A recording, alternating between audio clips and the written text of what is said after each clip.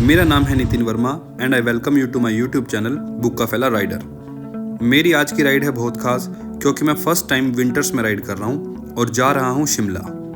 यूं तो शिमला में बहुत बार गया हूँ, लेकिन बाइक राइड और वो भी ठंडे मौसम में तो ये तो नया है मेरे लिए। सुबह के लगभग 5:40 हो रहे हैं और अपने पानीपत को अलविदा करते हुए हम चलते हैं पहाड़ों की तरफ।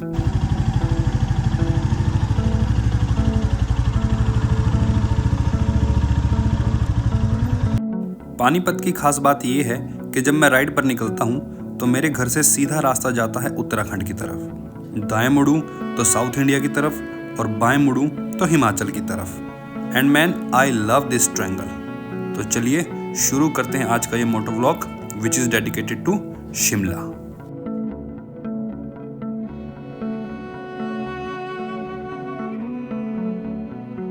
शिमला नॉर्थ इंडिया में रहने वाला लगभग हर इंसान शायद शिमला घूमने ज़रूर आया है, और साउथ की साइड से भी बहुत लोग जब भी हिमालय के हिल स्टेशन की बात करते हैं तो शायद शिमला उनमें से सबसे टॉप में रहता है। ऐसा क्या है इस एक हिल स्टेशन में जिसे देखने के लिए हर साल भारी तादाद में इंडियंस ही नहीं फॉरेनर्स भी शिमला आ जाते हैं, और अक्सर ये हिल स्टेशन क्राउडेड ही नज़र आता है। मैं आज आपको इस वीडियो में अनक्राउडेड शिमला दिखाने वाला हूँ, जिससे आप भी समझ जाएंगे कि लोग यहाँ आखिर आते क्यों हैं। अगर आप शिमला आज तक नहीं गए हैं और ये वीडियो देख रहे हैं तो यकीनन जब आप शिमला जाएंगे तो शिमला को बेहतर तरीके से एक्सप्लोर कर पाएंगे। और अगर आप शिमला जा चुके हैं लेकिन शिमला के बारे में कुछ नहीं जानते तो ये वीडियो आपको फिर से शिमला तक ले जाने के लिए मजबूर कर देगी। तो चलिए चलते हैं शिमला आपके होस्ट नितिन वर्मा के साथ बुक का फैला की राइड करते हुए, और रास्ते में जान लेते हैं शिमला की कुछ खास बातें जो इसे द शिमला बनाते हैं। पानीपत से शिमला लगभग 260 किलोमीटर एंड दिल्ली से लगभग 351 किलोमीटर दूर है।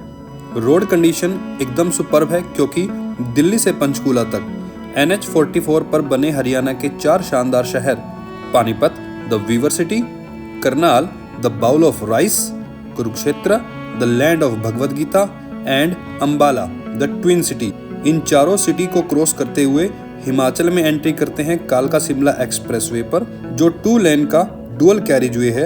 अब तो छोटे बड़े टाउन के ऊपर से फ्लाईओवर तक बन गए हैं तो ट्रैफिक जैम का भी कोई चांस ही नहीं बनता। अब शिमला जाना पहले से बहुत ज़्यादा आसान हो गया है।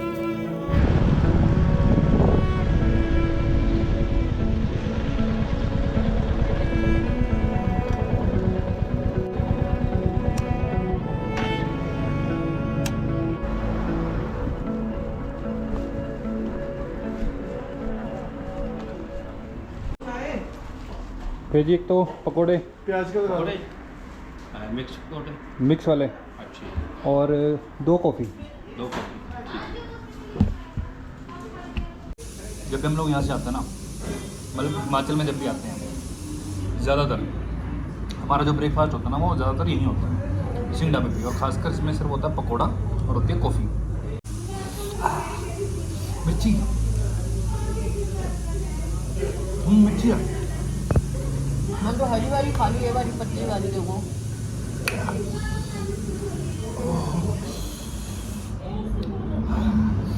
उनको थोड़ी लग जाएगी, कईयों को तो लगेगी।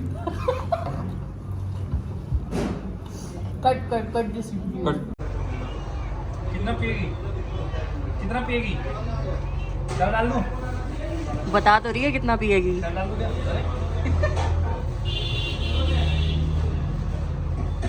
सारा पी लेगी?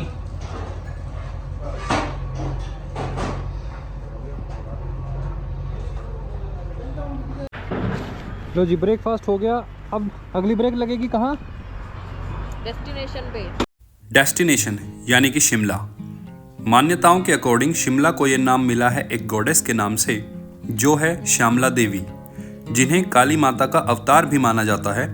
और उनका निवास था जाखू पर्वत पर एक नीले पत्थर का घर, जिसे एक फकीर ने बनाया था। और उस फकीर ने आने जाने वाले लोगों को पानी पिलाते हुए कभी ये नहीं सोचा होगा कि यहाँ पर एक दिन इतनी बड़ी सिविलाइजेशन बन जाएगी। खैर 18वीं सेंचुरी तक शिमला सिर्फ जाखू पर्वत पर बने श्यामला माता के मंदिर, कुछ कच्चे घरों और देवदार के ऊंचे ऊंचे पेड़ों वाले जंगल के बीच बना एक छोटा सा गांव था। 1806 में एक नेपाली जर्नल ने इस गांव को अपने कब्जे में कर लिया और बाद में 1816 में ब्रिटिश ईस्ट इंडिया कंपनी ने इस रीजन को रिकैप्चर कर लिया और फर्दर इन्वेजन को रोकने के लिए 1819 में यहाँ एक वुडन कॉटेज बनाया गया और बाद में उसी वुडन कॉटेज को 1822 में पक्का करके बना दिया गया और वो बना शिमला का पहला पक्का कॉटेज, कैनेडी कॉटेज, जो आज भी मौजूद है और शिमला में CPWD का ऑफिस है। धीरे धीरे कैनेडी कॉटेज में बहुत सारे ब्रिटिश एज अ गेस्ट आकर रहने लगे और ब्रिटेन जैसा क्लाइमेट की वजह से ये प्लेस ब्रिटिश ऑफिशियल्स में बहुत ज़्यादा फेमस हो गया और यहाँ पर ब्रिटिशियर्स अपनी वेकेशंस के लिए आने लगे। जब लोग ज़्यादा आने लगे तो ज़रूरत महसूस हुई एडिशनल गेस्ट हाउसेस की, तो 1830 तक जाखू पर्वत से लेकर नीचे तक एक 3 मील लंबा रास्ता तैयार किया गया जो आज माल रोड के नाम से जाना जाता है और उसके आसपास बहुत सारे कल्चरल हाउसेस एंड क्लब्स तैयार कर दिए गए, जिनमें से आज भी एक बहुत फेमस थिएटर है गायटे थिएटर। जब से ये जगह फेमस होती चली गई और बंगाल के गवर्नर जनरल और high rank east India company के ऑफिसर्स यहाँ आते चले गए। जब ऑफिसर्स के चिल्ड्रन यहाँ आते तो उनकी स्कूलिंग के लिए स्कूल बनने लगे और धीरे धीरे शिमला बना इंडिया का पहला यूरोपियन सिविलाइजेशन टाउन। फिर बाद में 1844 में यहाँ पर क्राइस्ट चर्च बनना शुरू हुआ। 1851-52 में इंडिया तिब्बत के बीच में एक रोड बनाने के लिए यहाँ पर एक टनल बनाई गई जो आज ढली टनल के नाम से जानी जाती है। फिर 1858 में शुरू हुआ ब्रिटिश राज, जिसके चलते 1864 में शिमला को बना दिया गया इंडिया की समर कैपिटल और वायसराय के लिए यहाँ पर रहने के लिए बनाया गया वायसरीगल लॉज, जिसे आज हम एडवांस स्टडीज इंस्टीट्यूट के नाम से भी जानते हैं, जो शिमला की पहली इलेक्ट्रीफाइड बिल्डिंग थी जिसे ब्रिटेन से मंगवाए हुए स्टीम इंजन से रोशन किया जाता था। 1903 में कालका शिमला रेलवे लाइन को ओपन कर दिया गया, जो इंडिया की most adventurous and beautiful train journey है। लगभग 5.5 घंटे का सफर टॉय ट्रेन से करना शिमला की एक अलग छाप आपके दिल में छोड़ देगा।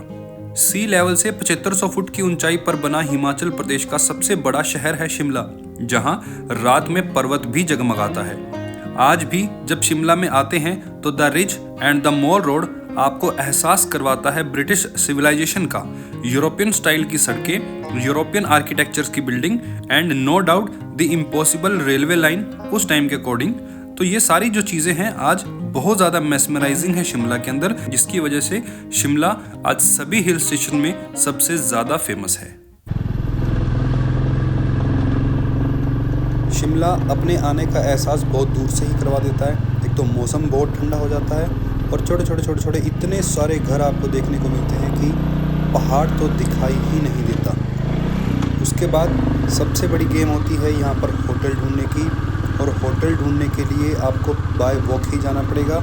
इसलिए मैंने अपनी बाइक पहले पार्किंग में लगाई थी, उसके बाद होटल ढूंढा और उसके बाद पार्किंग में से अपनी बाइक निकाल कर अब मैं जा रहा हूँ होटल की तरफ, जो कि मैंने लिया है हाई कोर्ट के बिल्कुल नज़दीक, जहाँ से मॉल रोड सिर्फ 2 मिनट की ही दूरी पर है।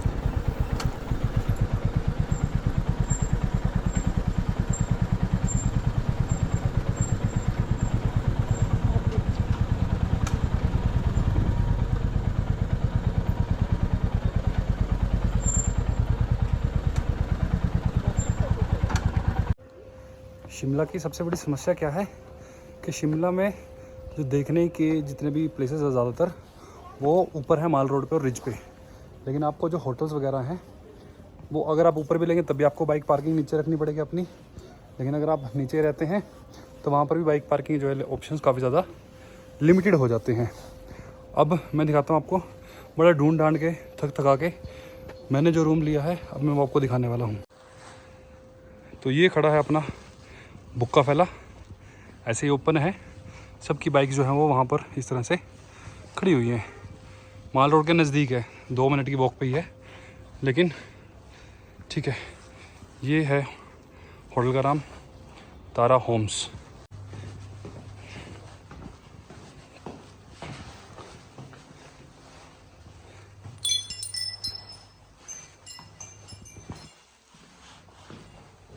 तो इसमें ये हमने लिया है रूम, ये है हमारा रूम।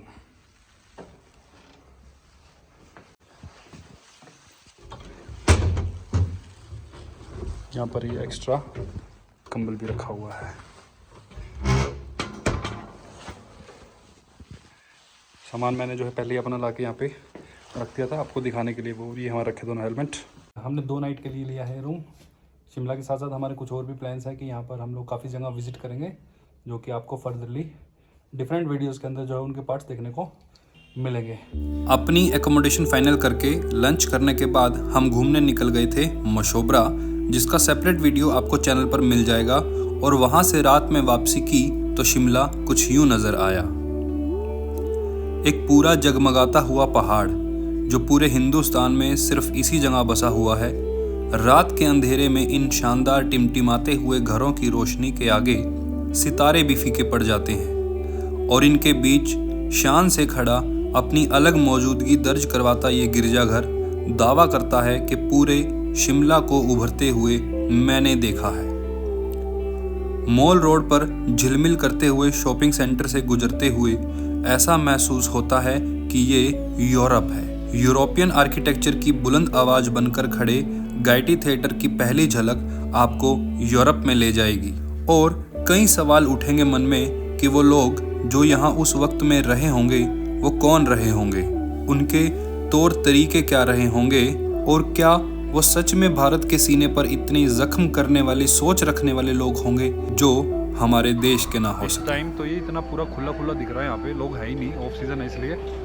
अभी दिसंबर, जनवरी और फरवरी ये 3 महीने और एक साथ में जून का महीना जब बच्चों की छुट्टियां पड़ती है, यहाँ पर इतना रश होता है, इतना रश होता है, मतलब हर जगह बंदा ही बंदा दिखता है। बस यहाँ पे ख़त्म हो जाता है माल रोड और अगर हम यहाँ से ऐसे घूम जाते हैं तो ये शुरू हो जाता है रिज।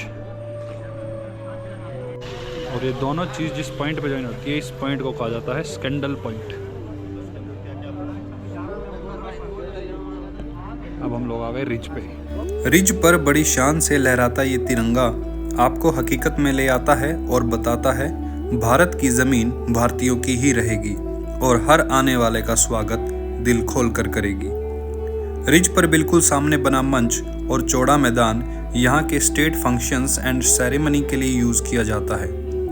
पारसी और ईसाई धर्म के लोगों के लिए गिरजाघर और हिंदुओं की आस्था के लिए शिमला की सबसे ऊंची चोटी जाखू पर्वत पर बने 108 फीट ऊंचे हनुमान जी के मंदिर तक जाने का रास्ता भी यहीं स्टेट लाइब्रेरी के पीछे से ही जाता है। शिमला को हमेशा भीड़ से भरा देखा था, लेकिन आज इतना शान देखा तो समझ आया कि शिमला को इतना पसंद क्यों किया जाता है।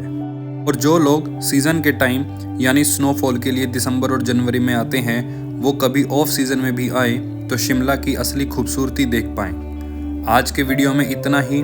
नेक्स्ट वीडियो में आपको लेके चलेंगे शिमला के नज़दीक हाल ही पब्लिक के लिए ओपन हुए राष्ट्रपति निवास में। तब तक के लिए बुक्का फैला राइडर साइनिंग ऑफ।